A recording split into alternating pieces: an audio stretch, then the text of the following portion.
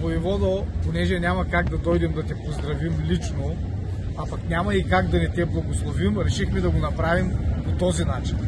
Пожелаваме ти здраве, щастие, късмет, берекет и както казват коледарите тая година, колкото до година 2 пъти по толкова. Речете, дружина, амин! Амин! Хайде! Hey,